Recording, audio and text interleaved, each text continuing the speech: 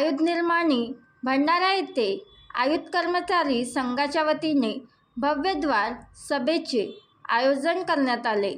मुकेश सिंह महामंत्री, भारतीय प्रतिरक्षा मजदूर संघ यांच्या प्रमुख नेतृत्वात संतोष कुते, पंकज सकोरे, राजेश बिसेन, आबिद शेख मंचावर प्रामुख्याने उपस्थित होते। यावेळी कर्मचाऱ्यांनी जोरदार घोषणाबाजी दिली। लोग कहते हैं कि देश के हित में करेंगे काम के लेंगे पूरे दाम। हम देश हित उठाने की बात करते हैं। साथियों, पिछली बार सभा हमने इतना लंबा स्ट्राइक किया, 5 दिन तक वो हड़ताल चली। पूरी निर्माणी जानती है कि उस हड़ताल का नेतृत्व दिल्ली से लेकर दिल्ली तक। भंडारा आयु निर्माण कंपनी आए है, यहाँ आने का औचित्य क्या है आपका?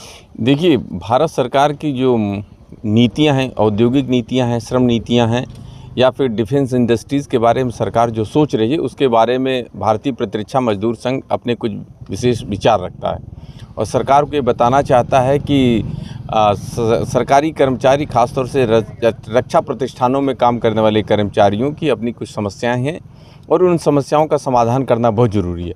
सरकार को ये मैसेज देना है कि सरकार के जो रक्षा प्रतिष्ठानों के कर्मचारी हैं वो भारतीय प्रतिरक्षा मजदूर संघ और भारतीय मजदूर संघ के साथ में हैं।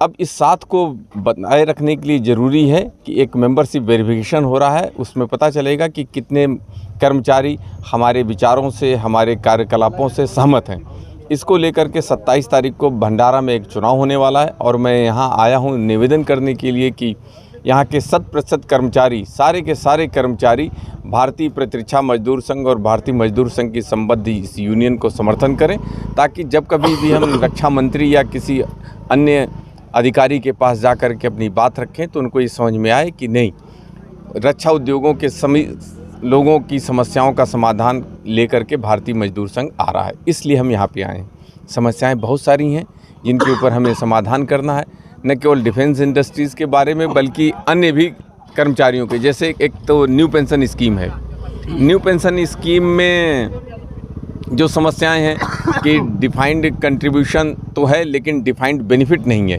इसको लेकर के हमारा सरकार के साथ एक लंबा संघर्ष चल रहा है। काफ़ी कुछ हमने उसमें चेंजेस कराए हैं, लेकिन हम इससे संतुष्ट नहीं हैं। हम ये चाहते हैं कि न्यू पेंशन स्कीम स्क्रैप हो और ओल्ड पेंशन स्कीम को रिस्टोर किया जाए, ताकि सभी कर्मचारियों को एक जैसा लाभ मिल सके। इसी तरह से ऑर्डिनेंस फैक्ट्रीज़ के कॉर्पोरेटाइजेशन का मामला है। हम लगातार सरकार के साथ वार्ता किए, संघर्ष किए, कोर्ट में गए और अभी सरकार ने SBI कैपिटल को अपनी जिम्मेदारी दी है कि वो इन जो 7 कॉरपोरेशन उनमें से किसको किसके साथ मर्ज करना है इसके ऊपर चर्चा करे और सलाह दे। हमें ये लगता है कि सरकार पुनर्विचार करने की स्थिति में है, इसलिए ज़रूरी है कि सरकार अपने निर्णय पे पूरा पुनर्विचार करे और आयुध निर्माणियों को फिर से उसके पुराने स्वरूप में वापस लाए, एक डिपार्टमेंट विभाग की तरह से उसको ऑर्डिनेंस फैक्ट्री को चलाए और कॉरपोरेशन को समाप्त करे। NPS धोखा है, मौका है। NPS धोखा है, मौका है। पुरानी पेंशन लागू करो, लागू करो, लागू करो। केंद्र सरकार होश में आओ, होश में आओ, होश में आओ। होश में आके बात करो, बात करो, बात करो। बात तो तुमको करनी होगी, करनी होगी, करनी होगी। पुरानी पेंशन देनी होगी, देनी होगी, देनी होगी। ऑटो कमीशन देना होगा, देना होगा, देना होगा। अप्रेंटिसशिप के नियुक्त बनवा व्हिडिओ, पाठवा व्हिडिओ, आम्ही तुमच्या न्याय व हक्कासाठी लढा देऊ।